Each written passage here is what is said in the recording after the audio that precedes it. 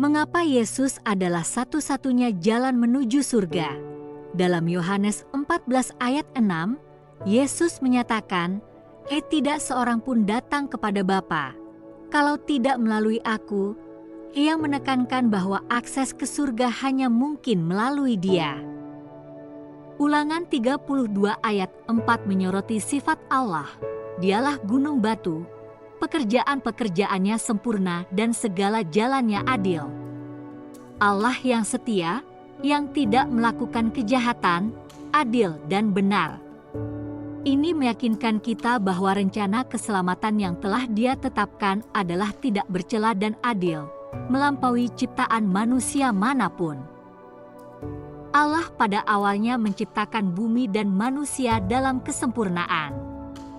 Namun, ketika Adam dan Hawa memilih untuk tidak menaati perintah-perintahnya, mereka menghadapi konsekuensi dari tindakan mereka. Seorang hakim yang mengabaikan pelanggaran bukanlah hakim yang adil, demikian pula Allah yang kudus tidak dapat mengabaikan dosa tanpa mengorbankan keadilannya. Hukuman yang sah untuk dosa adalah kematian, sebagaimana dinyatakan dalam Roma 6 ayat 23, karena upah dosa adalah maut. Bahkan perbuatan terbaik kita tidak dapat menebus pelanggaran terhadap Allah yang kudus, dibandingkan dengan kesuciannya. Segala kesalehan kami seperti kain kotor, Yesaya 64 ayat 6b. Sejak kejatuhan Adam, setiap orang telah menanggung kesalahan karena tidak menaati standar kebenaran Allah. Karena semua orang telah berbuat dosa dan telah kehilangan kemuliaan Allah.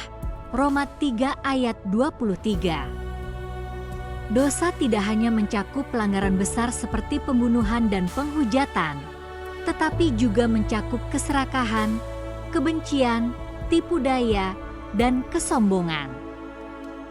Akibatnya, setiap orang pantas mati, yang melambangkan perpisahan kekal dari Allah di neraka. Kitab suci menunjukkan bahwa Allah tidak dapat menghapus dosa-dosa kita hanya dengan lambaian tangannya. Melakukan hal itu akan bertentangan dengan sifatnya.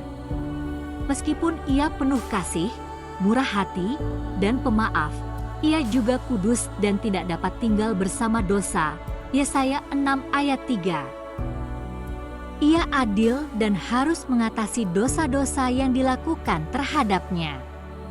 Sebagaimana dinyatakan dalam Keluaran 34 ayat 6 dan 7, Allah menyatakan, "Tuhan, Tuhan, Allah penyayang dan pengasih, panjang sabar, berlimpah kasih dan setia, yang meneguhkan kasih setianya kepada beribu-ribu orang, yang mengampuni kesalahan, pelanggaran dan dosa, tetapi Ia tidak membebaskan orang yang bersalah dari hukuman." Ini menegaskan bahwa Allah tidak mengabaikan kesalahan begitu saja. Adam dan Hawa menghadapi hukuman atas ketidaktaatan mereka, yang menggambarkan bahwa dosa memerlukan hukuman, karena upah dosa adalah maut. Roma 6 ayat 23. Oleh karena itu, pengorbanan yang melibatkan kematian dan pertumpahan darah diperlukan. Ibrani 9 ayat 22 menekankan bahwa tanpa penumpahan darah, tidak ada pengampunan dosa. Meskipun mengusir Adam dan Hawa dari Taman Eden, Allah memberi mereka janji harapan. Seorang juru selamat akan datang untuk mengalahkan ular. Kejadian 3 ayat 15. Sebelum saat itu tiba, manusia mempersembahkan kurban domba yang tidak bercela sebagai tanda pertobatan dan iman kepada sang kurban yang akan datang untuk menanggung hukuman mereka. Sebagai manusia, kita bertanggung jawab atas dosa-dosa yang kita lakukan terhadap Tuhan, dan karena itu, kitalah yang harus menanggung akibatnya. Hukum Taurat tidak dapat memberikan keselamatan karena tidak dapat mengubah hati manusia yang berdosa. Roma 8 ayat 3 dan 4. Namun, dalam kasih karunia dan belas kasihannya, Tuhan mengutus anaknya untuk menjadi manusia dan menanggung hukuman yang seharusnya kita terima. Yohanes 3 ayat 16 menyatakan, "Karena begitu besar kasih Allah akan dunia ini, sehingga Ia telah mengaruniakan anaknya yang tunggal, supaya setiap orang yang percaya kepadanya tidak binasa, melainkan beroleh hidup yang kekal." Saat di kayu salib, Yesus menggantikan kita untuk menanggung sepenuhnya murka Allah, menggenapi keadilan Allah dan membayar hutang atas dosa-dosa kita.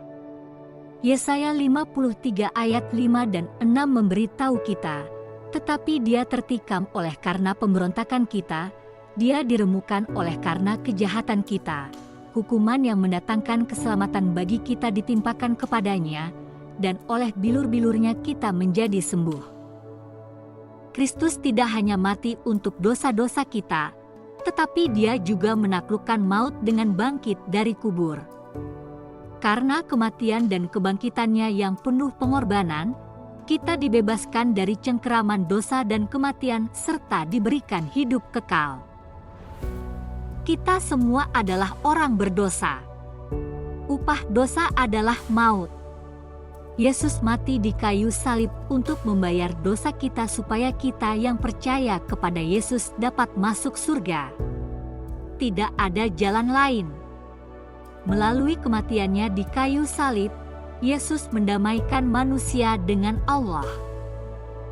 Perjanjian baru ini mengubah hubungan antara Allah dan manusia dari yang bergantung pada hukum menjadi hubungan yang didasarkan pada kasih karunia dan iman. Siapapun yang percaya kepada Kristus diberikan hidup baru, sama seperti Dia telah dibangkitkan dari kematian kepada hidup.